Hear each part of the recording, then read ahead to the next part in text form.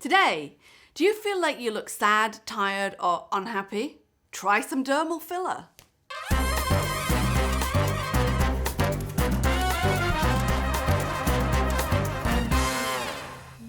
So guys, what is it about someone's face that can make them look heavy or sad or tired? It's all about the vectors. So if you take a look at the angles in somebody's face, see whether or not they're pointing upwards or downwards.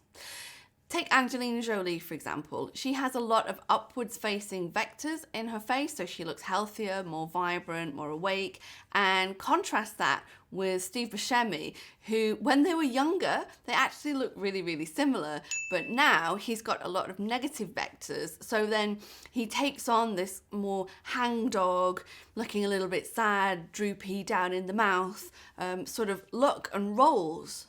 So let's go on over to our patient today and identify any areas that we think might be making her look a little bit sadder than she actually is. So, first of all, and the thing which jumps out at me the most, certainly, is the mouth area. So we can see, I bet you were thinking I was going to say eyes, weren't you? Well, I didn't. I said the mouth. Doesn't mean the eyes are wrong. I completely agree with you, but it's just not my focus today. So we can see that there's a bit of a tilt in the mouth. Can you just see it's sort of going in this kind of direction, downwards, sort of sloping a bit there. And she's got, especially on this side, this heavy marionette line there, and quite a deep line right here across the chin too. We've also got a bit of a tilt in the face. So if you look at the chin tip, it's almost curving off to one side like this. And we've got some volume loss right here. That's not to say that there isn't volume loss in this marionette line. Of course there is a little bit, but it's not as bad. She definitely sleeps on her left-hand side. Let's move on up and have a look at probably what you thought I was going to say first, which is the eye. So can you see that the corner of the eye here is just very gently sloping downwards like this on both sides? And that gives kind of that quite sad puppy dog eye sort of look. There are things that we could do to try to lift up the outer corner of the eye.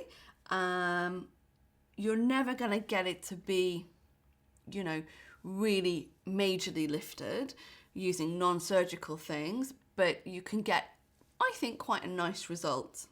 It would also be great if the tail of the eyebrow was above the head of the brow, which, yeah, we're kind of about correct here, but then on this side, it's just sloping off that little bit. And we could maybe use a combination of some Botox, maybe around this muscle here, to try and lift up the tail of the brow. Or sometimes you can use filler. Just one more thing, guys. Have you considered how, looking at her facial thirds, the lower facial third is really, really short? So you can imagine that it would look much better if there was a little bit more length to the chin, if we brought that down slightly and took her face more into a V shape. So you do that by adding volume in the chin area. You've got to be careful with her because you see she's got this tiny fat area here on each side. It's a normal thing. It's a normal fat pad to have there, but I think the fat pad looks more pronounced because we've got so much volume loss in the chin crease there. So we're going to add in the tip of the chin, lift from the cheek area on both sides, and see if we can really just get her more into this nice V-shaped vector. And then we will have removed this kind of negative vector here and a bit of this vector here. I'm not too sure what we're going to do about this yet, if anything. Let's see. So the first thing that we're going to do, I do with an awful lot of people, and that's add some product on top of the cheekbone to give lift. We're using Radiesse here because we need to get quite a lot of lift, and it's a slightly heavier product and you tend to get more lift when you use it. Then I went on and drew on her so that I could find out where the highest point of her cheek should be. So I don't know if you guys remember from watching some of the previous videos, but we figure out where the highest point of the cheek should be by measuring the distance in between the eyes and then using the calipers to find the phi of that distance, where it intersects with the line going from the sort of curve of the nose here to the top of the tragus there. Sorry, I know that's kind of complicated, but you can see when I'm doing this drawing exactly how it's done.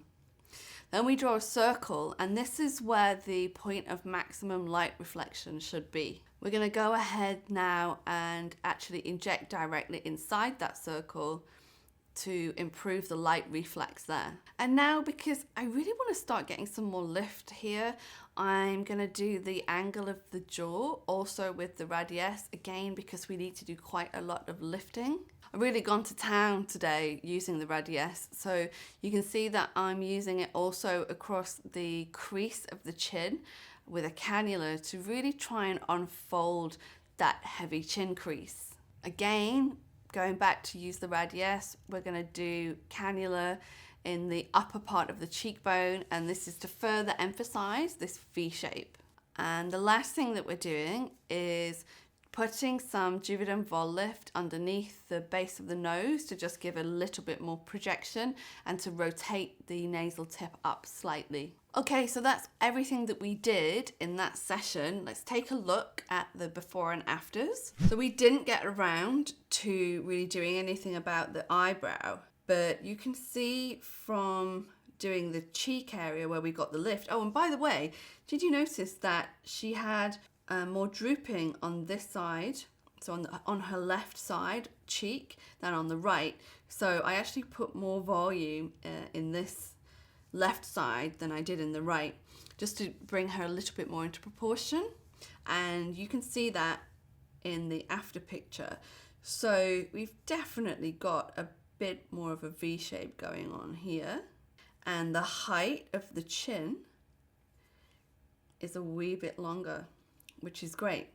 Really, I think the angle that the eye is facing is just that little bit better elevated perhaps than it was before, just by a fraction. We didn't have time to do much more on that day, but other things that even at this point I would consider doing would be to add some Botox to try and raise the corner of her eyebrow. I can't remember why we didn't do that, but we didn't do it. I'd also like to get more lifting for her. So if I inject right here in front of the ear, all the way around the frame of the face using a hyaluronic acid dermal filler.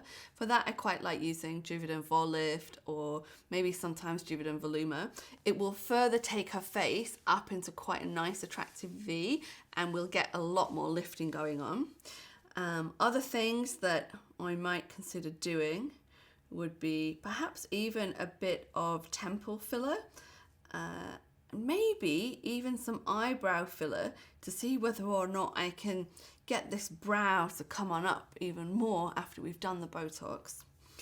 I'd also like to see how the chin looks when it's settled a bit more. I think again, still the priority for her is taking everything more into a V shape, so getting rid of those downwards vectors and emphasizing the upwards vectors. So I'd probably do a bit more cheek work in this area. If she was game, and some people aren't, some people are, I might even do a little bit in the lip. It's really just to emphasize the Cupid's bow, because you know she's got a good size. She's got not too much of a Cupid's bow though. So sometimes it can look quite nice if you just put the tiniest amount in this point called the Glauco Klein point, which is that bit like there on each side. And then if we could just maybe put a bit in the middle third of the lower lip, I think that might be quite nice as well. that would be my second session for her. I don't know, maybe at some point we can get her back on the channel and do some more treatment for her, because that might be quite fun, eh?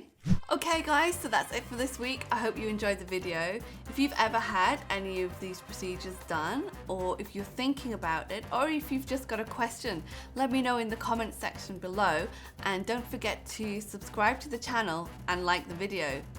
If you feel like it, you can even ding the bell. I heard that for every time you don't ding the bell, a YouTuber dies.